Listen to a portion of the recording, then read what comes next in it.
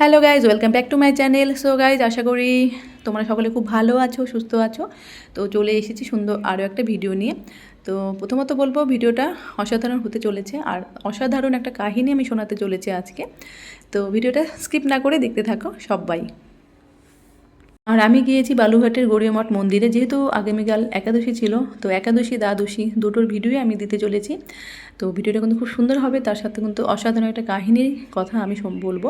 তো বইটা লেখক হলো প্রভুপাদের লেখা। তো কৃষ্ণ কৃপাসমূর্তি অভয়চরণ ভক্তিবেদান্ত স্বামী প্রভুপাদের লেখা বইটা। শীল অভয়চরণাবিন্দ ভক্তিবেদান্ত প্রভুপাদের চরণে কোটি কোটি প্রণাম জানিয়ে আমি আজকের কাহিনী শুরু করছি। যারা পাপ কার্যে লিপ্ত হয় তাদের যথার্থ দণ্ড ধার্য করার জন্য পরমেশ্বর ভগবান যমরাজকে নিযুক্ত করেছেন। তাই মৃত্যুর সময় প্রত্যেক জীবকে একটি নির্দিষ্ট স্থানে একটি নির্দিষ্ট শরীরে তার কর্ম অনুযায়ী প্রেরণ করা হয়। ভগবান কপিলদেব শ্রীমদ্ভাগবতে বলেছেন যে কর্মণা দৈব নেত্রেণ যন্ত দেহ পাপ প্রত্যয়ে ক্রিয়া অভিষ্ট উদরং পুংস বেত কর্ণাশ্রয়। ভগবান বললেন, পরমেশ্বরের অধ্যক্ষতার জীবাত্মা তার পূর্বকৃত কর্মের ফল অনুসারে বিশেষ প্রকার শরীর ধারণের জন্য পুরুষের হৃৎকণা আশ্রয় করে স্ত্রীর গর্ভে প্রবেশ করে। প্রতিদিন প্রতি মুহূর্তে আমাদের শরীরের পরিবর্তন হয়, একে বলা হয় বুদ্ধি। কিন্তু প্রকৃতপক্ষে এটা হচ্ছে শরীরের পরিবর্তন। বুদ্ধির অর্থ হচ্ছে পুরনো শরীর ত্যাগ করে নতুন শরীর ধারণ করা। কিছু বছর পর আমরা দেখতে পাই একটি শিশু কিশোর হয়েছে, পরে যুবক। এর অর্থ হচ্ছে যে তার শরীরেই পরিবর্তন করছে। আমরা দেখতে পাই মানুষ যেমন জীর্ণ বস্ত্র পরিত্যাগ করে নতুন বস্ত্র পরিধান করে, দেহীও তেমন জীর্ণ শরীর ত্যাগ করে নতুন দেহ ধারণ করে। উচ্চতর অধিকারীর দৈব নির্দেশে এই পরিবর্তন সম্পাদিত হয়।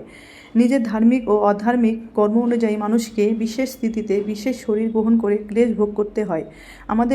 আমাদের ক্লেশ 3 ভাগে বিভক্ত: আদি ভৌতিক, আদি দৈবিক, আদি আত্মিক। আদি আত্মিক ক্লেশ জাত হয় আমাদের শরীর ও মন থেকে। আদি ভৌতিক ক্লেশ উৎপন্ন হয় অন্যান্য জীবের দ্বারা এবং উচ্চতর অধিকারীর দেব দ্বারা প্রদত্ত।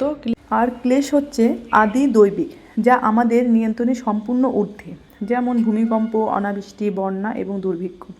এমন পরিস্থিতিকে আমরা কখনোই নিয়ন্ত্রণ করতে পারি না। এভাবে মৃত্যুর পরে উচ্চতর অধিকারীরা আমাদের এক বিশেষ ধরনের শরীর প্রদান করবে এবং তখন আমরা বলতে পারবো না যে না না মহাশয়, আমি এই ধরনের শরীর চাই না, কিন্তু আমাদের তা স্বীকার করতেই হবে। এই ছিল শরীরের পরিবর্তন। ক্ষুদ্র স্বাধীনতা কি জানেন? জড় শরীরে বারবার জন্ম এবং মৃত্যু হওয়ার ফলে আমরা ভুলে গেছি যে আমরা হচ্ছি ভগবানের নিত্য অবিচ্ছেদ্য অংশ।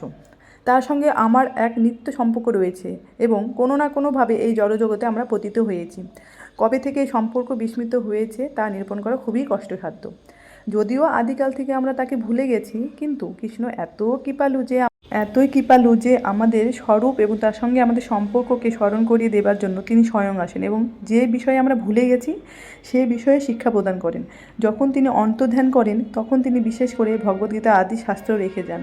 ভগবদ্গীতা 18:66 শ্লোকে তিনি বলেছেন যে সর্বধর্মানো পরিত্যাজ্য মামেকং শরণং ব্রজ।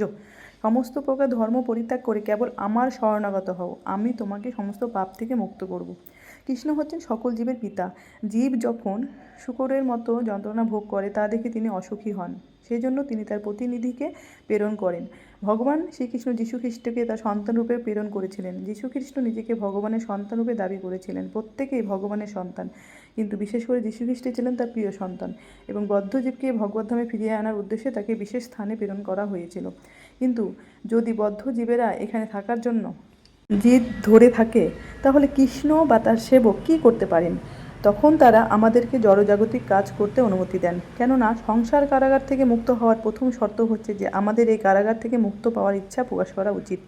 অন্তিমে যখন আমরা এই বিপজ্জনক অবস্থায় বিরক্ত হয়ে পড়ি এবং আমরা প্রার্থনা করি, হে ভগবান, অনেক কাল ধরে কাম, ক্রোধ এবং লোভের সেবা করেছি, কিন্তু তবুও তা থেকে গেছে অতৃপ্ত এবং বর্তমানে তাদের সেবা করতে আমার বিরক্তি মনে হচ্ছে।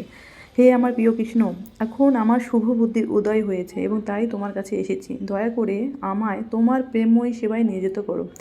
জীব হচ্ছে ভগবানের তটস্থ শক্তি। তার অর্থ হচ্ছে যদি সে চায় তো ভগবানের নিকৃষ্ট জড়শক্তি কিংবা উৎকৃষ্ট চিন্ময় শক্তির দ্বারা নিয়ন্ত্রিত হওয়ার বিষয়টি বেছে নিতে পারে।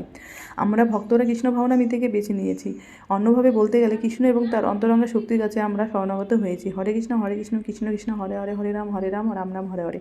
এই মহামন্ত্র কীর্তন করার ফলে আমাদের কৃষ্ণের প্রতি শরণাগতির উদয় হয়। হরে শব্দের অর্থ হচ্ছে ভগবানের ভক্তি শক্তি। কৃষ্ণ নামে সর্বাকর্ষ পরমেশ্বর ভগবান এবং রাম শব্দে বোঝায় সব কিছুই পরম ভক্ত পরমেশ্বর ভগবান। কিন্তু অনেকেই আছেন যারা শরণাগত হতে চায় না, কারণ ভগবান শ্রীকৃষ্ণের পরাশক্তির নিয়ন্ত্রণাধীন হতে তারা সম্মতি প্রকাশ করে না। কিন্তু কৃষ্ণও কখনও তাকে বাধা দেয় না। তিনি বলেন, তুমি জড়জগতে থাকো কিংবা আমার কাছে ফিরে আসো, যা তোমার পছন্দ তা করো। কী করণীয় এবং কী অকরণীয় তা নিরূপণ করার উদ্দেশ্যে আমি তোমাকে ক্ষুদ্র স্বাধীনতা এবং বুদ্ধি প্রদান করছি। কথাগুলো বলার উদ্দেশ্য একটাই, যদি তোমরা কৃষ্ণ ভক্ত হতে চাও তো হরিনাম জপ করো, ষোলমালা জপ করো প্রতিদিন। আর আমার এই ভিডিও কথা যদি ভালো লেগে থাকে তো অবশ্যই লাইক কমেন্ট শেয়ার করো। আর সবাই খুব ভালো থেকো। রাধা মাধব তোমাদের সবাইকে খুব ভালো রাখুক, পরিবারের সবাইকে ভালো রাখুক এই কামনা করি রাধা মাধবের কাছে। শেষ করলাম আজকের ভিডিও, পরবর্তীতে দেখা হবে।